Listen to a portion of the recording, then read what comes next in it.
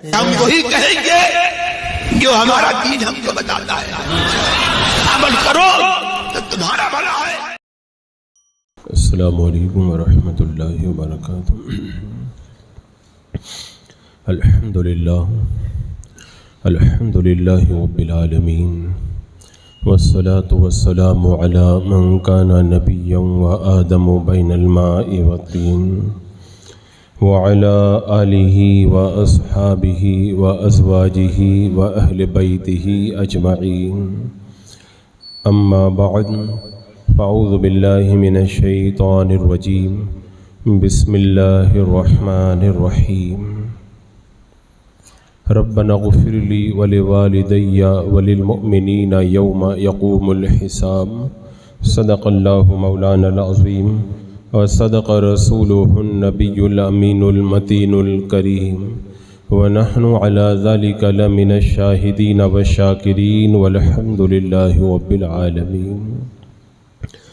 حصول برکت کے لیے حضور اکرم سید عالم نور مجسم محمد رسول اللہ صلی اللہ تعالیٰ علیہ وسلم کی پر نور بارگاہ میں درود و سلام کا ہدیہ پیش کر لیجیے۔ اللہم صلی علی سیدنا و شفیعنا و حبیبنا و مولانا محمد وبارک وسلم، صلاۃ و سلام علیک یا رسول اللہ صلی اللہ تعالیٰ علیہ وسلم۔ 11ویں شریف کے موقع پر میں نے یہ عرض کیا تھا کہ 11ویں شریف منعقد کرنا اور منانا یہ مستحب ہے اور ایک پسندیدہ کام ہے۔ وہیں پر میں نے یہ بھی عرض کیا تھا کہ اگر 11ویں شریف کی اصل کو دیکھا جائے تو اس کی اصل یہ ایصال ثواب ہے، اور اصل کے اعتبار سے 11ویں منانا صرف مستحب نہیں بلکہ یہ سنت سے بھی ثابت ہے، کیونکہ اس کی اصل جو ہے وہ ایصال ثواب ہے۔ تو اس حوالے سے گفتگو کا میں نے وعدہ کیا تھا، انشاءاللہ اس بارے میں کچھ ضروری باتیں میں آپ کے گوش گزار کروں گا۔ اب چونکہ آج کا جو نوجوان ہے وہ اپنے علاقے اور اپنی سوسائٹی تک محدود نہیں ہے۔ پہلے یہ ہوتا تھا کہ معاشرے میں ہماری سوسائٹی میں جیسے حالات رہتے تھے اسی اعتبار سے گفتگو کی ضرورت پڑتی تھی، لیکن اب آج کا نوجوان انٹرنیٹ کے ذریعے پوری دنیا کی باتیں سنتا ہے اور پوری دنیا سے جڑا ہوا ہے، تو جہاں پر اچھی باتیں اس کے پاس آتی ہیں وہیں پر دنیا بھر کے اندر جو زہر گھلا ہوا ہے، بدعقیدگی کی جو ناپاکی دنیا بھر میں پھیلی ہوئی ہے، وہ بھی آج ہر معاشرے اور ہر سوسائٹی کے اندر پہنچ رہی ہے۔ تو آج کے اس ماحول میں ہمیں بڑے عام طور پر اور بالکل ایک دم کھلے انداز کے اندر گفتگو کرنے کی ضرورت پڑتی ہے، تاکہ ہمارا نوجوان کہیں سے ملنے والے غلط عقیدے اور گندے اور ناپاک نظریات کو اگر اپنے دل میں بٹھا چکا ہے یا اس کے دل میں بیٹھ رہے ہیں تو یہ زہر اس سے دور کیا جائے، اس کے عقیدے کی اصلاح کی جائے۔ ہم اہل سنت و جماعت ایصال ثواب کرتے ہیں۔ اب ایصال ثواب ہم کس طریقے سے کرتے ہیں؟ ہم تلاوت کر کے بھی ثواب پہنچاتے ہیں، دعا کر کے بھی ثواب پہنچاتے ہیں، مال خرچ کر کے صدقہ کر کے بھی ثواب پہنچاتے ہیں۔ اسی طرح ہم کسی مرحوم کی طرف سے حج کر کے، روزہ رکھ کے، یا بدنی عبادت کے ذریعے، مالی عبادت کے ذریعے، یا بدنی اور مالی دونوں عبادتوں کو ملا کر بھی ثواب پہنچاتے ہیں۔ یوں ہی کھانا کھلا کر کے یا کسی بھی طریقے سے کوئی بھی نیک کام کر کے ہم اپنے مرحومین کو ایصال ثواب کرتے ہیں۔ یہ ایصال ثواب کے مختلف طریقے ہیں۔ اب اس کے الگ الگ نام بھی ہم لوگوں نے رکھ رکھے ہیں۔ کبھی ہم تیجا کہتے ہیں، کبھی ہم 10واں کہہ دیتے ہیں، کبھی 40واں کہتے ہیں، کبھی 7واں بولتے ہیں۔ کچھ علاقوں میں جو ہے وہ برسی منائی جاتی ہے، برسی کے نام سے ایصال ثواب کی محفل ہوتی ہے، اور بزرگوں کی طرف جو محفلیں منسوب ہوتی ہیں، کبھی 11ویں کی محفل، کبھی 12ویں کی محفل، کبھی چھٹی شریف، کبھی محرم الحرام کی محفل، یہ سب الگ الگ نام ہیں، کام ایک ہی ہے، ثواب پہنچانا، ایصال ثواب کرنا۔ یہ الگ الگ نام ہم لوگوں نے اپنی طرف سے رکھ رکھے ہیں، ورنہ سب کی اگر اصل اور بنیاد کو اگر دیکھا جائے تو سب کی اصل اور بنیاد ایصال ثواب ہے۔ ہاں، ایک بات کا خیال رکھیں کہ اگرچہ مرحومین کو بھی ایصال ثواب کیا جاتا ہے اور محبوبین کے نام پر بھی ایصال ثواب کی محفلیں سجائی جاتی ہیں، لیکن عام مرحومین اور محبوبین کے ایصال ثواب میں بڑا فرق ہے۔ عام مرحومین کو جو ایصال ثواب کیا جاتا ہے وہ اس لیے تاکہ ان سے عذاب دور ہو اور اللہ تبارک و تعالیٰ ان کی مغفرت فرما دے، لیکن اللہ کے محبوب بندوں کے نام پر جو ایصال ثواب ہوتا ہے وہ ان سے عذاب دور کرنے کے لیے نہیں، اس لیے کہ وہ تو پہلے ہی سے عذاب سے دور ہیں۔ ان کے نام پر جو ایصال ثواب کی محفلیں ہوتی ہیں وہ اس لیے ہوتی ہیں تاکہ اللہ تبارک و تعالیٰ ان کے درجات کو بلند فرمائے۔ اور دوسری بات یہ بھی یاد رکھی جائے کہ عام مرحومین کو ایصال ثواب کیا جاتا ہے ان کے فائدے کے لیے، اور اللہ کے محبوب بندوں کو جو ایصال ثواب کیا جاتا ہے وہ ہمارے اپنے فائدے کے لیے، یعنی اس ایصال ثواب کی برکت سے وہ پیارے ہماری طرف مائل بکرم ہوں گے اور ہمیں ان کا فیضان حاصل ہوگا۔ اب یہاں پر جو سوشل میڈیا کے ذریعے زہر ہماری نسلوں اور ہمارے جوانوں کے ذہن و فکر میں اتارا جا رہا ہے کہ معاذ اللہ یہ ناجائز ہے، یہ بدعت ہے اور یہ کہیں سے ثابت نہیں ہے، پہلے میں 2 قدم نیچے اتر کر کے گفتگو کروں گا جو بد مذہبوں نے جس انداز میں گفتگو کی ہے، اس کے بعد میں انشاءاللہ میں قرآن و سنت کی روشنی کے اندر اس کا جو ثبوت ہے اسے آپ کے سامنے رکھوں گا۔ سب سے پہلی بات جو وہابیہ کی طرف سے پیش کی جاتی ہے کہ یہ جو ایصال ثواب اور یہ الگ الگ کام جو کیے جاتے ہیں یہ نہ قرآن نے اس کا حکم دیا، نہ حدیث پاک نے اس کا حکم دیا، نہ صحابہ کرام نے اس کو کیا، تو قرآن جس کو نہ کہے، جس کو حدیث پاک میں کرنے کے لیے نہ کہا گیا ہو اور جس کے بارے میں صحابہ کا عمل نہ ہو، وہ چیز ناجائز ہوا کرتی ہے، وہ چیز بدعت ہوا کرتی ہے۔ یہ ایک بہت بڑا دھوکہ ہے جو ہمارے نوجوانوں کے ذہن میں اتارا جاتا ہے۔ میں کھلے انداز میں کہوں گا، قرآن نے اگر کسی بات کو کرنے کا حکم نہیں دیا، حدیث پاک میں اگر کسی کام کو کرنے کا حکم نہیں دیا، صحابہ کرام نے اگر کسی کام کو نہیں کیا تو وہ چیز ناجائز نہیں ہوا کرتی ہے، وہ چیز منع نہیں ہوا کرتی ہے۔ یہ وہابیوں کا دھوکہ ہے کہ وہ اس کو منع کہتے ہیں۔ کیا وہ حدیث پاک آپ لوگوں نے نہیں سنی؟ میرے آقا علیہ السلام نے ارشاد فرمایا، حلال وہ ہے جس کو اللہ نے کتاب میں حلال کیا، حرام وہ ہے جس کو اللہ نے کتاب میں حرام کیا، اور وما سکت عنہ فہو مما عفا عنہ، اور جس سے خاموشی اختیار کی گئی، جس سے سکوت کیا گیا، وہ چیز تمہارے لیے معاف ہے، یعنی اگر وہ تم کرو تو تمہارے اوپر کوئی مواخذہ نہیں ہے۔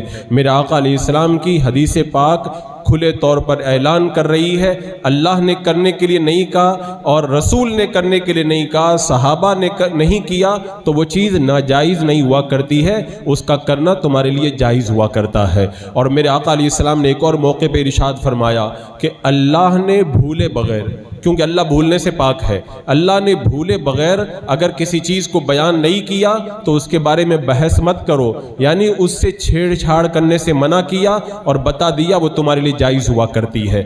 اب اگر کوئی یہ کہتا ہے کہ 11ویں 12ویں 6ٹھی تیجا 7واں 10واں 40واں یا کوئی بھی محفل، کوئی بھی ایصال ثواب جائز نہیں ہے، تو اس سے ڈائریکٹ یہ پوچھا جائے کیا قرآن نے منع کیا، کیا حدیث نے منع کیا، کیا صحابہ کرام نے منع کیا؟ اور بالکل منع نہیں کیا۔ تو جس نے جب منع نہیں کیا قرآن و سنت اور صحابہ نے، تو وہ چیز اپنی اصل کے مطابق جائز ہوا کرتی ہے۔ اس کے بعد میں دوسری بات یہ ہے کہ وہابیہ اس کو ناجائز کہتے ہیں، اور ان کے پاس میں اس کے ناجائز ہونے کی نہ قرآن میں کوئی دلیل ہے، نہ حدیث میں کوئی دلیل ہے، نہ صحابہ سے کوئی دلیل ہے۔ اور میرا رب قرآن مقدس میں ارشاد فرماتا ہے، رب تعالیٰ نے ارشاد فرمایا، تم اپنی زبانوں کا من گھڑت جھوٹ بولتے ہو کہ یہ حلال ہے یہ حرام ہے، یہ تم اللہ پر جھوٹ باندھتے ہو۔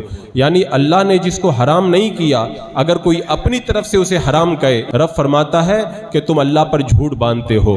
تو اس آیت کریمہ میں بتا دیا گیا کہ جس کو اللہ نے حرام نہ کیا ہو اگر کوئی بندہ اپنی طرف سے حرام کہتا ہے وہ اللہ پر جھوٹ باندھتا ہے، جو اللہ پہ جھوٹ باندھے وہ کتنا بڑا جہنمی کمی ہے۔ تو جب رب نے ان تمام چیزوں کو حرام نہیں کہا، وہابیہ اپنی طرف سے حرام کہتے ہیں، تو وہ اللہ پر جھوٹ باندھتے ہیں، اور اللہ پر جھوٹ باندھنے والوں کا ٹھکانہ اللہ نے جہنم کو بنایا ہے۔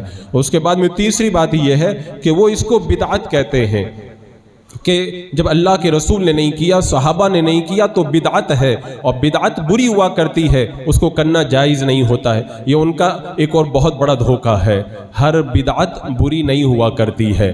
آپ دیکھیں جمعہ کی جو یہ اذان، پہلی والی اذان ہوتی ہے، یہ اللہ کے رسول علیہ السلام کے زمانے میں نہیں ہوتی تھی، یہ بعد میں شروع ہوئی ہے۔ حضرت عبداللہ ابن عمر رضی اللہ تعالیٰ عنہ فرماتے ہیں جمعہ کی پہلی والی اذان یہ بدعت ہے، بدعت ہے، اس کے باوجود بھی دی جاتی ہے۔ اس کا مطلب ہر بدعت ناجائز نہیں ہوتی ہے، ہر بدعت غلط نہیں ہوتی ہے۔ تراویح کی نماز اس انداز کے اندر جیسے آج ہوتی ہے، میرے آقا علیہ السلام کے زمانے میں پابندی سے نہیں ہوا کرتی تھی، لیکن آج ہم پڑھتے ہیں۔ حضرت عمر فاروق رضی اللہ تعالیٰ عنہ فرماتے ہیں یہ بدعت ہے، بدعت ہے لیکن پھر بھی اچھی ہے۔ اس کا مطلب ہر بدعت بری نہیں ہوا کرتی ہے۔ حضرت ابو بکر صدیق رضی اللہ تعالیٰ عنہ نے حضرت عمر سے کہا کہ قرآن کو ایک جگہ اکٹھا کر دیا جائے۔ حضرت عمر رضی اللہ تعالیٰ عنہ نے کہا جو کام اللہ کے رسول نے نہیں کیا وہ کام میں کیسے کروں؟ حضرت ابو بکر صدیق نے کہا اللہ کی قسم یہ اچھی چیز ہے۔ حضرت ابو بکر صدیق نے بتا دیا جو کام میرے آقا نے نہ کیا ہو اور اچھا ہو وہ بدعت ہو پھر بھی اچھی ہوا کرتی ہے۔ قرآن میرے آقا کے زمانے میں ایسے جمع نہیں ہوا تھا جیسے آج جمع ہے، تو آج اگرچہ یہ بدعت ہے لیکن حضرت ابو بکر صدیق کہتے ہیں یہ کرو، یہ اچھی بدعت ہے۔ اسی طرح حضرت عبداللہ ابن عمر رضی اللہ تعالیٰ عنہ کو جب کسی نے آ کے پوچھا یہ مسجد نبوی میں لوگ چاشت کی نماز پڑھ رہے ہیں، آپ اس کے بارے میں کیا فرماتے ہیں؟ فرماتے ہیں یہ بدعت ہے، چاشت کی نماز پڑھنا بدعت ہے۔ یعنی میرے آقا علیہ السلام نے چند دن کے علاوہ اس طرح مسجد میں آ کر کے چاشت کی نماز نہیں پڑھی، لیکن فرمایا بدعت ہے پھر بھی اچھی بات ہے۔ تو یہ جو وہابیہ کہتے ہیں نا کہ یہ 11ویں بدعت، 12ویں بدعت، تیجا بدعت، 7واں، 40واں، 10واں سب بدعت، میں کہتا ہوں بدعت ہے تو یہ بھی تو دیکھو کو کتنی اچھی بدعت ہے۔ اور جو چیز بدعت ہوتی ہے اور اچھی ہوا کرتی ہے اس کو صحابہ کرام نے پسند فرمایا ہے۔ تو اگر کوئی تمہیں یہ کہے کہ اللہ اس کے رسول نے کرنے کا حکم نہیں دیا، صحابہ نے نہیں کیا، تو اس سے کہہ دو کہ ناجائز کہاں پہ کہا لا کر کے دکھا۔ یہ بڑا عجیب چکر ہے، وہ لوگ ناجائز کہیں تو دلیل ان کے پاس نہیں، اور ہم لوگ جائز کہیں تو ہم سے دلیل مانگتے ہیں، حالانکہ دلیل کس پر دی جاتی ہے؟ کوئی اگر ناجائز کہے دلیل وہ دیا کرتا ہے، وہ الٹا ہم ہی سے دلیل مانگتے ہیں۔ یہ ایک بہت بڑا تماشا بنا ہوا ہے۔ اور حضرات مکرم، اور اس کے بعد میں یہ تو میں نے اس انداز میں گفتگو کی کہ وہ بدعت کہتے ہیں، صحابہ نے نہیں کیا، ورنہ حقیقت کے اعتبار سے اگر دیکھا جائے تو یہ جتنی محفلیں ہیں، ایصال ثواب کے جتنے طریقے ہیں، یہ ثابت ہیں سنت سے، اور یہ بدعت نہیں ہیں بلکہ یہ طریقے سنت ہیں۔ آپ اگر غور کریں گے تو قرآن و سنت میں اس کے نصوص آپ کو نظر آئیں گے۔ ہم کیا کرتے ہیں؟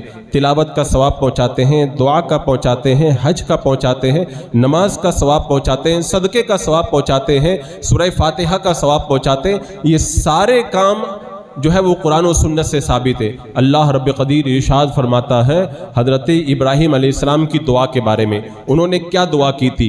ربنا اغفر لی ولوالدی وللمؤمنین یوم یقوم الحساب، اے ہمارے رب ہماری مغفرت کر دے اور میرے والدین کی مغفرت کر دے اور تمام مسلمانوں کی مغفرت کر دے قیامت کے دن، حساب کے دن۔ تو حضرت ابراہیم علیہ السلام نے بتا دیا اپنے مومن بھائیوں کے لیے دعا کرنا یہ بدعت نہیں ہے بلکہ انبیاء کا طریقہ ہے۔ حضرت نوح علیہ السلام نے دعا کی رب اغفر لی ولوالدی ولمن دخل بیتی مؤمنا وللمؤمنین والمؤمنات، اے اللہ میری مغفرت کر دے، میرے والدین کی مغفرت کر دے اور میرے گھر میں جو ایمان کے ساتھ ہیں ان کی مغفرت کر دے، تمام مومنین مردوں اور عورتوں کی مغفرت فرما دے۔ یہ حضرت نوح علیہ السلام کا طریقہ۔ رب قرآن پاک میں ارشاد فرماتا ہے والذین جاءوا من بعدهم یقولون ربنا اغفر لنا ولاخواننا الذین سبقونا بالایمان، جو بعد میں آئے وہ اللہ کی بارگاہ میں یوں دعا کرتے ہیں، یوں عرض کرتے ہیں اے ہمارے رب ہماری بھی مغفرت فرما دے اور ہم سے پہلے جو ایمان والے جا چکے ہیں ان کی بھی مغفرت فرما دے۔ تو یہ تو اللہ نے ایمان والوں کا طریقہ بتایا، مومنوں کا طریقہ یہ ہوتا ہے وہ اپنے لیے بھی دعا کرتے ہیں اور جو مومن بھائی دنیا سے جا چکے ہیں ان کے لیے بھی دعا کرتے ہیں۔ تو ہم جو یہ محفلیں کرتے ہیں ان میں پہلا کام کیا کرتے ہیں؟ دعا کرتے ہیں، اور دعا کرنا آپ نے دیکھا یہ قرآن مقدس سے ثابت ہے۔ دوسرا کام ہم کیا کرتے ہیں؟ ہم قرآن پاک پڑھ کر کے اس کا ثواب پہنچاتے ہیں۔ کیوں؟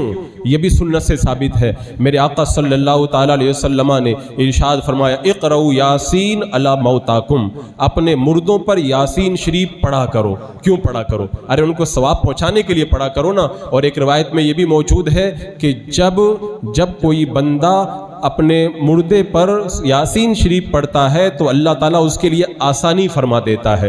اور مردہ کس کو کہتے ہیں؟ جس کی روح نکل جائے، اسی کو ہم مرحوم کہتے ہیں۔ ایک روایت کے اندر ہے حضرت عبداللہ ابن عمر رضی اللہ تعالیٰ عنہ نے فرمایا میری قبر پر قرآن مقدس کی تلاوت کرنا۔ اور ایک اور حدیث پاک کے اندر ارشاد فرمایا گیا کسی کے انتقال کے بعد میں اس کے سرہانے کھڑے ہو کر کے، اس روایت کو بھی حضرت عمر فاروق کے صاحبزادے حضرت ابن عمر رضی اللہ تعالیٰ عنہ نے روایت کیا ہے۔ فرماتے ہیں کہ مردے کے سرانے کھڑے ہو کر سورہ بقرہ کی شروع کی آیتیں پڑھو اور اس کے پاؤں کی طرف کھڑے ہو کر سورہ بقرہ کی آخری آیتیں پڑھو۔ تو آپ دیکھیں خود ہمارے صحابہ کرام ہمیں بتا رہے ہیں کہ اپنے مردوں پہ قرآن پڑھا کرو۔ تو ہم لوگ قرآن تو پڑھتے ہیں، یہی تو ایصال ثواب کا طریقہ ہے۔ اور کیا کرتے ہیں؟ اپنے مردوں کی طرف سے صدقہ کر کے ثواب پہنچاتے ہیں۔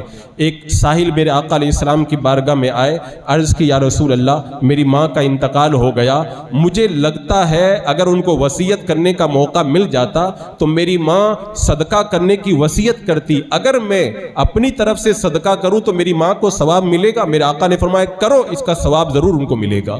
تو صدقے کا ثواب بھی پہنچتا ہے۔ اسی طرح حضرت سعد بن عبادہ رضی اللہ تعالیٰ عنہ میرے آقا علیہ السلام کی بارگاہ میں آئے کہ میری ماں کا انتقال ہو گیا، انہوں نے منت مانی تھی، میں کیا کروں؟ میرے آقا نے فرمایا تم اپنی طرف سے ان کی منت کو پوری کر دو۔ ایک اور عورت ہے میرے آقا علیہ السلام کی بارگاہ میں حاضر ہوئی، عرض کرتی ہیں یا رسول اللہ میری ماں کا انتقال ہو گیا، انہوں نے حج کرنے کی منت مانی تھی، تو کیا میں ان کی طرف سے حج کروں؟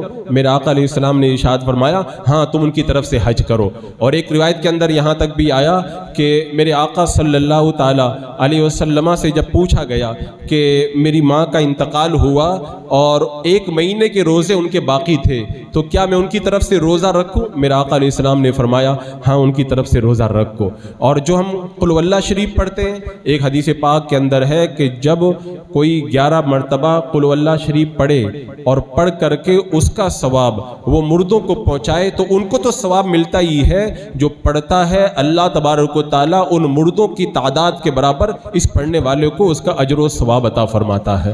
آپ دیکھیں ہم کیا کیا کرتے ہیں ایصال ثواب میں۔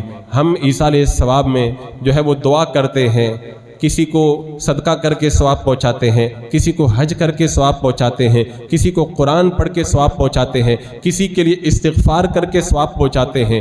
اور یہ ثواب پہنچانے کے جتنے طریقے ہیں سب حدیث پاک میں موجود ہیں۔ ایک روایت میں ہے کہ میرے آقا صلی اللہ تعالیٰ علیہ وسلم نے ارشاد فرمایا کہ قبر میں مردہ ڈوبنے والے فریادی کی طرح ہوتا ہے، اپنے ماں باپ بھائی اور دوست کی دعا کا انتظار کرتا ہے، اور جب وہ اس کے لیے دعا کرتے ہیں تو اور وہ اس کو پہاڑ کے برابر اجر بنا کر کے دیا جاتا ہے۔ اور فرمایا کہ زندوں کی طرف سے مردوں کے لیے تحفہ ہے ان کے لیے دعا کرنا۔ اب آپ مجھے بتائیں اگر کوئی بندہ آپ کا بھائی ڈوب رہا ہو، آپ کا باپ ڈوب رہا ہو، آپ کی ماں ڈوب رہی ہو تو آپ کیا اس کو بچائیں گے نہیں؟ میرے آقا نے فرمایا قبر میں بھی بندہ ڈوبنے والے کی طرح ہوتا ہے۔ اگر کوئی ڈوب رہا ہے، گلے تک پانی آ گیا تو کیا آپ انتظار کریں گے؟ کسی مولانا سے پوچھنے جائیں گے کہ ارے بتاؤ بھائی میرا بھائی ڈوب رہا ہے، کوئی حدیث پاک ہے کیا کہ اگر بھائی ڈوب رہا ہو تو اس کو بچایا جائے کہ نہ بچایا جائے؟ یہ کہاں کی عقل مندی؟ میرے آقا نے خود ارشاد فرما دیا کہ وہ ڈوبنے والے فریادی کی طرح ہے۔ یہ وہابیہ اپنے مردوں کو ڈوبنے دیتے ہیں کہ جہنم میں ڈوب جائیں، جہنم کی آگ میں جو ہے وہ غرق ہو جائیں۔ الحمدللہ ہم اہل سنت و جماعت اپنے مردوں کو بچانے کا سامان کرتے ہیں۔ میرے آقا نے فرمایا یہ زندوں کی طرف سے مردوں کے لیے تحفہ ہے۔ مجھے ایک بات یاد آئی کہ یہ جو لوگ جو دلیل دیتے ہیں عوام کو مس گائیڈ کرنے کے لیے، ہمارے نوجوان بھی جو پڑھے لکھے نہیں بڑی آسانی سے ان کے فریب میں پھنس جاتے ہیں۔ اللہ تعالیٰ نے قرآن پاک میں کیا فرمایا؟ وَلَا تَقُلْ لَهُمَا اُفٍّ اپنے ماں باپ کو اف مت کہو۔ اب یہ وہابیوں کا طریقہ اگر دیکھا جائے تو پھر تو کہا جائے گا کہ ماں کو مار سکتے ہیں، ماں کی پٹائی کر سکتے ہیں، ماں کو ستا سکتے ہیں، لیکن اف نہیں کہہ سکتے۔ بولے کیوں؟ کہ رب نے تو اف کہنے سے منع کیا ہے نا، ماننے سے تھوڑی منع کیا ہے۔ اور پھر اس کے بعد میں کہیں گے کہ قرآن میں یہ تھوڑی لکھا ہے کہ جو ہے وہ لاس سے مت مارو یا ہاتھ سے مت مارو۔ یہ جب قرآن و سنت میں صاف طور پر نہیں ہے تو خالی اف کہنا منع ہے۔ یہ ان کی دلیل دینے کا طریقہ، یہ میں اس لیے کہہ رہا ہوں جب ثواب پہنچانا جائز فرما دیا گیا، قرآن پڑھنا جائز فرما دیا گیا، اب کوئی کہے کہ ہاتھ اٹھانا کہاں پہ لکھا ہے، سامنے رکھنا کہاں پہ لکھا ہے، یہ پڑھنا کہاں پہ لکھا ہے، یہ نام رکھنا کہاں پہ لکھا ہے، تو یہ تو وہی طریقہ ہو گیا کہ ماں کو اف کہنے سے منع کیا گیا۔ اف مت کہو، باقی جو چاہے وہ کر لو۔ ایسا نہیں ہے، بلکہ جب اف کہنے سے منع کر دیا تو اس کا مطلب یہ ہوا کسی طرح تکلیف مت پہنچاؤ۔ اسی طرح جب ثواب پہنچانے کے بارے میں حدیث موجود ہے تو بس کسی بھی طرح سے ثواب پہنچاؤ، ہاتھ اٹھا کے پہنچاؤ، کھانا سامنے رکھ کے پہنچاؤ، فاتحہ پڑھ کے پہنچاؤ، صدقہ کر کے پہنچاؤ۔ اب کوئی اگر الگ الگ دلیل مانگتا ہے تو سمجھ جاؤ کہ وہ دماغی مریض ہے، اس کے دماغ کے علاج کی ضرورت ہے، وہ قرآن و سنت کا مطلب ہی نہیں سمجھتا ہے۔ اور اس کے بعد میں آپ دیکھیں میرے آقا علیہ السلام نے کیا ارشاد فرمایا۔ آقا کریم علیہ السلام ارشاد فرماتے ہیں کہ مسلمان بھائی کو جو نفع پہنچا سکتا ہے اپنے بھائی کو وہ نفع ضرور پہنچائے۔ اور ابھی میں نے حدیث پاک بیان کی کہ ہم ایصال ثواب کرتے ہیں تو ان کو نفع ملتا ہے، تو جب نفع ملتا ہے تو ایصال ثواب کر کے میرے آقا نے فرمایا کہ ان کو نفع پہنچا دو۔ اسی طرح ایک حدیث پاک میں ہے کہ فرائض کے بعد، فرض کاموں کے بعد میں سب سے زیادہ اللہ کے یہاں پسندیدہ عمل کون سا ہے؟ اپنے مسلمان بھائی کو خوش کرنا، یہ سب سے پسندیدہ عمل ہے۔ الحمدللہ ہم جب ایصال ثواب کرتے ہیں، حدیث پاک میں ہے جبریل امین اسے نور کے طباق میں رکھ کر کے قبر کے پاس جا کر کے کہتے ہیں قبر والے تیرے گھر والوں نے تیرے لیے تحفہ بھیجا ہے، تو مردہ بڑا خوش ہوتا ہے۔ اور میرے آقا نے فرما دیا کہ فرائض کے بعد سب سے اچھا کام ہے اپنے مومن بھائی کو خوش کرنا، تو ہم زندوں کو بھی خوش کرتے ہیں اور اپنے مردوں بھائیوں کو بھی خوش کیا کرتے ہیں۔ یہ احادیث طیبہ سے ثابت ہے۔ اور اس کے علاوہ ہم جو قرآن پڑھتے ہیں نا، قرآن، اس کی وجہ یہی ہے، میرے آقا علیہ السلام نے ارشاد فرمایا کہ تم جو عمل کرتے ہو ان پر جو تمہیں اجر دیا جاتا ہے اس میں سب سے زیادہ اجر اللہ تبارک و تعالیٰ تمہیں کتاب اللہ پڑھنے پر عطا فرماتا ہے۔ تو اس کا مطلب قرآن پڑھنے پہ زیادہ ثواب ملتا ہے، اس لیے ہم قرآن پڑھ کے ثواب پہنچاتے ہیں۔ یہ کہتے ہیں قرآن پڑھ کے اللہ کے رسول نے قرآن خوانی کہاں کی، یہ بتاؤ۔ ارے ان کو پتہ نہیں ہے کہ حدیث پاک کے اندر موجود ہے کہ جب بندہ قرآن ختم کرتا ہے اور اس کے بعد دعا کرتا ہے، اس دعا پر 4000 فرشتے آمین کہتے ہیں۔ تو ہم قرآن خوانی اس لیے کرتے ہیں کہ جب قرآن ختم ہو جائے گا اس کے بعد میں دعا کریں گے اللہ ہمارے مرحوم کی مغفرت فرما دے، ہم دعا کریں گے قرآن ختم کی برکت سے 4000 فرشتے ہماری دعا پہ آمین کہیں گے، اور جب فرشتے آمین کہیں گے اللہ ہمارے مرحوم کی مغفرت فرما دے گا۔ اور اس کے اندر ہمارا بھی تو فائدہ ہے۔ ایک حدیث پاک میں ہے کہ جب کوئی بندہ اپنے مومن کے لیے دعا کرتا ہے تو اللہ تعالیٰ ایک فرشتے کو مقرر فرما دیتا ہے، وہ فرشتہ دعا کرتا ہے اللہ یہ جو اپنے بھائی کے لیے مانگ رہا ہے اس کو بھی وہی عطا فرما دے۔ تو ہم اپنے مرحومین کے لیے دعا کریں گے اور فرشتہ ہمارے لیے دعا کرے گا، ویسے اس کا بیڑا پار ہو جائے گا، ویسے ہمارا بھی بیڑا پار ہو جائے گا۔ اور ہم کلمہ شریف بھی تو اسی لیے پڑھتے ہیں نا، کہ کہتے ہیں کہ کلمہ شریف کا یہ لوگ ورد کرتے ہیں، یہ بھی اپنی طرف سے بنا لیا۔ حضرت شیخ ابن عربی رحمۃ اللہ تعالیٰ علیہ فرماتے ہیں میرے پاس یہ حدیث پاک پہنچی ہے جو اپنے مردے پر 70,000 مرتبہ کلمہ شریف پڑھے اللہ اس پڑھنے والے کی بھی مغفرت کر دے گا، اور جس کے لیے پڑھے گا اللہ اس کی بھی مغفرت فرما دے گا۔ تو دلیل تو سب چیزوں کی الگ الگ موجود ہے، لیکن اگر کسی آنکھ کے اوپر پتھر پڑ جائے تو یہ وہ اپنی عقل کے اوپر ماتم کرے۔ حضرات مکرم پھر اس کے بعد میں جو کوئی راستہ نہیں بچتا نا تو لا کر کے پھر گھما کر کے کہتے ہیں کہ تم تیسرے ہی دن کیوں کرتے ہو، 7ویں دن کیوں کرتے ہو، 10ویں دن، یہ کہاں حدیث پاک میں لکھا ہے؟ میں کہتا ہوں کہ نماز کا ٹائم ہوتا ہے، نیاز کا ٹائم نہیں ہوا کرتا ہے۔ نماز، حج اور دیگر عبادتوں کا رب نے ٹائم بنایا، انہی ٹائم پہ ان کو ادا کی جائے گی، لیکن نیاز کے لیے جو وقت ہوتا ہے وہ خدا کی طرف سے مقرر نہیں ہے، ہم نے اپنی آسانی کے لیے ٹائم بنایا، اپنی آسانی کے لیے، اور یہ ہمیں فرض اور واجب نہیں سمجھتے۔ دوسرے دن بھی کر سکتے، چوتھے دن بھی، لیکن تیسرے دن کرنا بھی جائز ہے۔ 40ویں دن بھی کر سکتے، 39ویں دن بھی کر سکتے ہیں۔ تو اگر کوئی 40ویں دن کرے، ارے بھائی یہ ایصال ثواب دعا ہی تو ہے، دعا کسی دن بھی کی جا سکتی ہے، رات میں بھی کر سکتے ہیں، دن میں بھی کر سکتے ہیں۔ اب اگر کوئی کہے گا کہ تم رات میں دعا کر رہے ہو اس کی الگ حدیث دکھاؤ، دن میں کر رہے ہو اس کی الگ حدیث دکھاؤ، تو اس سے کہا جائے گا کہ یہ پاگل ہے، اس کا دماغ صحیح نہیں ہے۔ جب رب نے کہہ دیا دعا کرو تو رات دن اور 40واں دن اور 20واں دن کیا ہوتا ہے؟ بندے کی اپنی مرضی ہے۔ اور اس کے علاوہ جو دن مقرر کیا جاتا ہے اس کے بارے میں نے 11ویں شریف کے بیان کے اندر تفصیل سے بتایا تھا کہ ہم دن کیوں مقرر کرتے ہیں۔ اللہ کے رسول نے بھی دن مقرر کیا، صحابہ نے بھی بہت سارے کاموں کا دن مقرر کیا، یہ لوگ بھی تو بہت سارے کاموں کا دن مقرر کرتے ہیں۔ ان کے پاس کون سی دلیل ہے کہ 12 تاریخ کو جلسہ ہوگا، فلاں تاریخ کو جو ہے وہ کانفرنس ہوگی؟ یہ کس دلیل سے کہتے ہیں؟ کیا قرآن و حدیث میں دلیل موجود ہے؟ اپنے کام کے لیے دلیل کی ضرورت نہیں۔ اہل سنت اچھا کام کرے تو کہتے کہاں پہ رکھا دکھاؤ۔ اس کے علاوہ جب بات بڑھ جاتی ہے ہمارا نوجوان پریشان ہو جاتا ہے، کیونکہ یہ اس انداز کے اندر حدیث پاک کو لا کر کے رکھتے ہیں۔ نوجوان کہتا ہے ہاں حدیث میں آیا ہے تب تو یہ پھر صحیح بات ہوگی۔ میں کہتا ہوں ہر حدیث پڑھنے والا صحیح نہیں ہوتا، جھوٹا بھی ہوتا ہے، اور ہر حدیث کا معنی بیان کرنے والا صحیح معنی نہیں بیان کرتا، غلط معنی بھی بیان کرتا ہے۔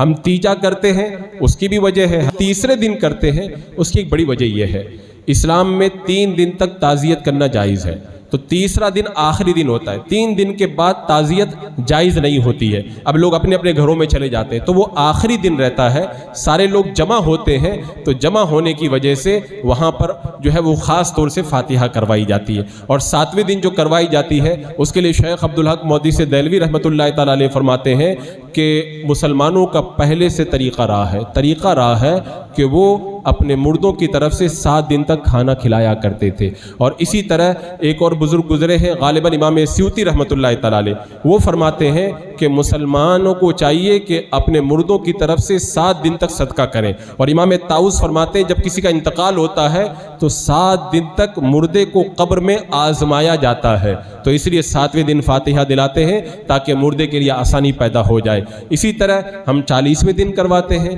اس کی بھی وجہ ہے، اللہ اکبر، آپ روایتوں میں دیکھیں حضرت امیر حمزہ رضی اللہ تعالیٰ عنہ کی جب شہادت ہوئی، میرے آقا صلی اللہ تعالیٰ علیہ وسلم نے تیسرے دن، 7ویں دن اور پھر 40ویں دن اور سال پورے ہونے پر حضرت امیر حمزہ کی طرف سے آپ نے صدقہ فرمایا۔ تو 40ویں دن کے بارے میں بھی حدیث پاک موجود ہے۔ اس کے علاوہ روایت میں یہ آتا ہے کہ میرے آقا صلی اللہ تعالیٰ علیہ وسلم نے ارشاد فرمایا کہ جو بندہ انتقال کر جاتا ہے 40 دن تک جس جگہ بیٹھ کر کے وہ اللہ کی عبادت کرتا تھا، عمل کرتا تھا، وہ زمین اس پر روتی ہے، اور 40 دن تک وہ آسمان کے دروازے اس پر روتے ہیں جن دروازوں سے اس کے نیک اعمال اللہ کی بارگاہ میں پہنچا کرتے تھے۔ تو 40 کا عدد چونکہ متبرک بھی ہے اور ایک مناسبت بھی پائی جاتی ہے، اس لیے جو ہے وہ 40ویں دن نیاز کا اہتمام کیا جاتا ہے۔ اسی طرح ہمارے اہل ایمان کا طریقہ جمعرات کے دن فاتحہ کرواتے ہیں۔ میرے آقا علیہ السلام نے ارشاد فرمایا کہ جمعرات کے دن روحیں گھر کے دروازے پہ آتی ہیں اور دیکھتی ہے کوئی ہماری طرف سے صدقہ کرتا ہے کہ نہیں کرتا ہے، اور ہر جو ہے وہ پیر جمعرات کو بندوں کے اعمال اللہ کی بارگاہ میں پیش کیے جاتے ہیں، پیر اور جمعرات کو جنت کے دروازے کھول دیے جاتے ہیں۔ تو یہ ایک متبرک وقت ہوتا ہے، ایک فضیلت والا وقت ہوتا ہے، اس لیے اہل ایمان جمعرات کے دن بھی نیاز کا اہتمام کیا کرتے ہیں۔ حضرات مکرم، میں کہتا ہوں ہمارا جو بھی اہل سنت کا طریقہ ہے، ہم جس دن بھی اہتمام کرتے ہیں قرآن و سنت میں دلائل موجود ہیں۔ اگر کوئی کہتا نہیں ہے تو وہ جھوٹ بولتا ہے، اگر کوئی کہتا ہے تو بدعت ہے وہ جھوٹ بولتا ہے، اور اگر کوئی یہ کہتا ہے کہ ہر بدعت بری ہے وہ بھی جھوٹ بولتا ہے۔ اور اس کے علاوہ یہ لوگ کیا کرتے ہیں، لوگوں کو پھنسانے کے لیے پھر کہتے ہیں کہ الگ الگ سب دکھاؤ۔ تم کھانا سامنے رکھتے ہو، پھر قرآن پڑھتے ہو، پھر ہاتھ اٹھا کے دعا کرتے ہو، اور اس کے بعد میں شیرنی بانٹتے ہو، یہ سارے کام ایک جگہ دکھاؤ، تو یہ تو بڑی بیوقوفی والی بات ہے۔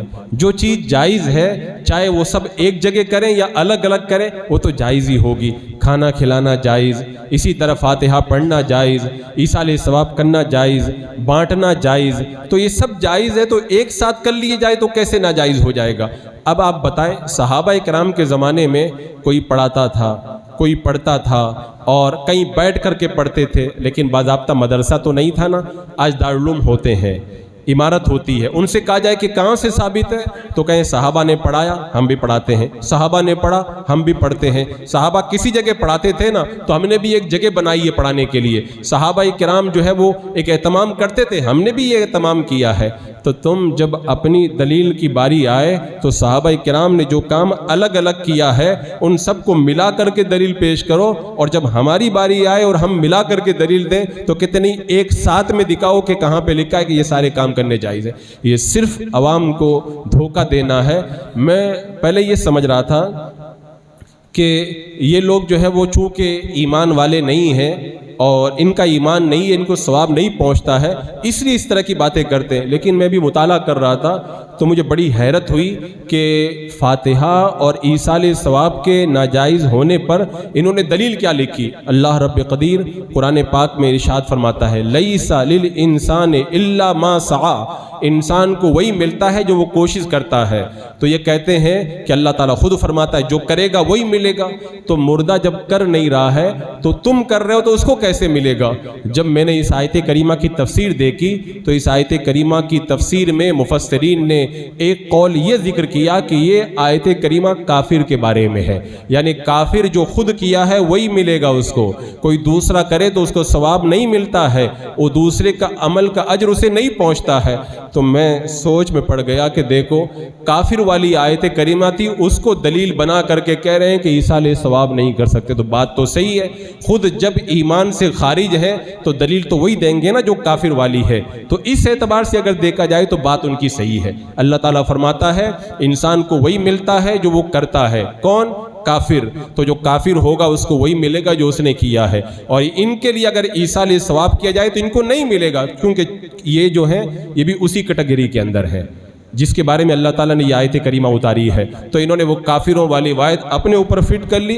हम कहते हैं हमारे लिए वो आयत करीमा काफ़ी है। वल्लदीना जाऊ मिन बादिहिम यक़ूलूना रब्बना ग़फ़िर लना व लिइख़वानिना अल्लज़ीना सबक़ूना बिल ईमान, जो लोग बाद में आए वो अल्लाह की बारगाह में यूँ दुआ करते हैं अल्लाह हमें बख्श दे और ईमान के साथ जो हमारे पहले मोमिन भाई चले गए अल्लाह उनकी मग़फ़िरत फरमा दे। तो हम मग़फ़िरत वालों में शामिल हैं और वो उन लोगों में शामिल है जिन्हें कुछ नहीं पहुँचता। और उसके बाद में ये एक बड़ा अजीब तमाशा ये बनाया जाता है कि हाथ उठाने का सबूत दिखा। भाई जब दुआ की जाएगी तो हाथ उठा करके तो दी जाएगी। कहते खाना सामने रखा इसकी दलील दिखाओ, तो खाना कौन पीछे रखता है? जो भी खाना रखता है तो सामने ही तो रखा जाता है। और उसके अलावा अहले ईमान का ये तरीक़ा है, ये जितने काम करते हैं इन्हें फ़र्ज़ और वाजिब समझ के नहीं करते। एक एहतमाम है, जैसे आप फंक्शन करते हो, आप कोई कुछ करते हो तो उसका एक एहतमाम हुआ करता है। तो ये हमारे एहतमामात हैं, ये हमने नाम रखे हैं, असल सिर्फ ईसाल सवाब है और वो कुरान व सुन्नत से साबित है। इसका अगर कोई इनकार करता है तो वो नसूस का इनकार करता है। मेरे आका सल्लल्लाहु ताला अलैहि वसल्लम ने इरशाद फरमाया, मेरी उम्मत उम्मते मरहूमा है, उम्मते मरहूमा है। ये कब्र में जब दाखिल होती है गुनाहों के साथ, और जब कब्र से उठेगी तो गुनाहों से पाक होकर के उठेगी। क्यों? यानी इनके इंतकाल के बाद में इनके मोमिन भाइयों ने इनके लिए जो दुआ की अल्लाह ताला उन दुआओं की वजह से उनकी मग़फ़िरत फरमा देता है। एक हदीस पाक में है कि बंदा जन्नत के अंदर आला मकाम देखेगा, रब से पूछेगा अल्लाह ये मकाम मुझे कैसे मिल गया? तो रब इरशाद फरमाएगा तेरे बेटे ने तेरे लिए मग़फ़िरत की दुआ की, अल्लाह ने तुझे जन्नत का ये मकाम अता फरमा दिया है। और हमारे कुछ ऐसे बुजुर्गान दीन गुजरे थे जो कहा करते थे कि सवाब पहुंचता है कि नहीं पहुंचता है, लेकिन मरने के बाद उन्होंने ख्वाब में आके बताया, यहाँ आके हमको पता चल गया कि सवाब पहुंचता है। जैसा कि शेख इस बिन अब्दुस्सलाम रदी अल्लाह तआला अन्हु ये फतवा देते थे दलील की रोशनी में कि मेरे सामने जो दलीलें हैं उसके एतबार से सवाब नहीं पहुंचता। इनके इंतकाल के बाद इनको किसी ने ख्वाब में देखा तो पूछा कि अब आप बताएं कि सवाब पहुंचता है कि नहीं पहुंचता है। फरमाया कि मैं जो फतवा देता था वो गलत है, यहाँ आके पता चला है कि जो सवाब पहुंचाया जाता है वो सवाब पहुंचा करता है। तो अहदीस मौजूद हैं, रिवायात मौजूद हैं, और उसके अलावा ये सहाबा का तरीका रहा, हमारे असलाफ का तरीका रहा, हमारे बुजुर्गों का, औलिया किराम का तरीका रहा। और रब ने فرما دیا کس کے راستے پہ چلو؟ ان محبوبین کے راستے پہ چلو۔ تو جب محبوبین کا راستہ یہی ہے ایصال ثواب کرنا، تو ہمیں انہی کے راستے کے اوپر چلنا چاہیے۔ جو ان کے راستے سے ہٹ جائے گا دنیا میں تو اسے پتہ چلے نہ چلے، مرنے کے بعد میں وہ انتظار کرے گا کوئی میرا بھائی آئے، کوئی میرا گھر والا آئے مجھے ایصال ثواب کر دے۔ تو زندگی بھر جو جس کو حرام کہتا رہا تو کون اس کی قبر پہ آ کر کے فاتحہ پڑھے گا؟ اور وہ پھر ساری زندگی ایسے ہی انتظار کے اندر رہ جاتے ہیں۔ حضرات مکرم، یہ جو ایصال ثواب کا معاملہ ہے اہل سنت و جماعت کے یہاں، یہ دلائل سے بالکل بڑا مضبوط ہمارا نظریہ ہے، اور اہل سنت و جماعت کے اسلاف نے اسے جو ہے وہ بڑی پابندی کے ساتھ بیان کیا۔ تو وہابیہ نے اپنی طرف سے لوگوں کو مس گائیڈ کرنے کے لیے غلط طریقے سے قرآن و سنت کی نصوص کو پڑھ کر کے گمراہ کرنے کا طریقہ نکالا۔ اور یہ تو اس حوالے سے جو دیوبندی مولویوں نے جو باتیں لکھی ہیں اس کا وقت نہیں ہے، نہیں تو وہ بھی ایک بڑی لمبی چھوٹی داستان ہے۔ حضرت شیخ عبدالحق محدث دہلوی، حضرت شاہ ولی اللہ محدث دہلوی، حضرت شاہ عبدالعزیز محدث دہلوی، اور بہت سارے وہ ہمارے بزرگان دین جن کو وہابی بھی مانتے ہیں، غیر مقلد دیوبندی سب مانتے، انہوں نے بھی فاتحہ کروائی، فاتحہ کی محفل سجائی، شیرنی تقسیم کی، بڑا اہتمام کیا، سب کچھ کیا۔ تو جو ان کے اپنے جو علماء ہیں اور جن کو وہ تسلیم کرتے ہیں اپنے مطابق، انہوں نے جب اس کو جائز کا، اس کے باوجود بھی انکار کرنا، یہ صرف ہٹ درمی ہے۔ اور ورنہ صحیح معنوں میں دیکھا جائے یہ جتنے بزرگان دین ہیں یہ ان کے نہیں ہیں، یہ ہمارے ہیں۔ اور اگر میں کہتا ہوں زیادہ اگر ڈیپ میں کوئی جائے نا تو ان کے خود دیوبندی اور وہابی علماء نے بھی اپنی کتابوں کے اندر ثواب پہنچنے کے بارے میں لکھا ہے۔ لیکن اب وہی ہے، دو رنگی ہے، کبھی ادھر اور کبھی ادھر۔ ابھی چند دن پہلے آپ نے دیکھا پاکستان کے بہت بڑے دیوبندی کے بیٹے کا انتقال ہوا، تو پھر اس کے لیے قرآن خوانی بھی ہوئی اور ایصال ثواب کی محفل بھی ہوئی، قبر پہ جا کے فاتحہ خوانی بھی ہوئی۔ تو سنیوں کو تو ساری زندگی وہ تقریر کر کے کہتا رہا کہ یہ جائز نہیں ہے، یہ بدعت ہے اور یہ گناہ ہے اور منع ہے، اور جب اپنے بیٹے کی باری آئی تو سارے کام کر رہا ہے۔ اس کا مطلب یہ ہے کہ ہمارے مردوں کی مغفرت کا راستہ بند کرنا چاہتے ہو، یہ تم بند نہیں کر پاؤ گے۔ اور اپنے وہابیہ کے لیے تم چاہے جتنی دعا کرو، انہیں ثواب نہ پہنچا ہے نہ کبھی پہنچ سکتا ہے۔ اپنا عقیدہ بڑا مضبوط رکھیں، اپنے بزرگوں کو مرنے کے بعد، اسلام کا یہ طریقہ ہے، اسلام حقوق کا دروازہ مرنے کے بعد بند نہیں کرتا۔ مرنے کے بعد مردے کا بھی حق ہے، اسے غسل دیا جاتا ہے، اسے کفن دیا جاتا ہے، اسے دفن کیا جاتا ہے، ایسے ہی اس کا حق یہ بھی ہے اس کے مرنے کے بعد اسے ایصال ثواب کیا جاتا ہے۔ یہ اس کا حق ہے اور اس حق کو ہمیں ادا کرنا چاہیے۔ اللہ رب قدیر ہمیں صحیح عقیدہ اہل سنت اور صحیح معمولات اہل سنت کے اوپر قائم رہنے کی توفیق عطا فرمائے۔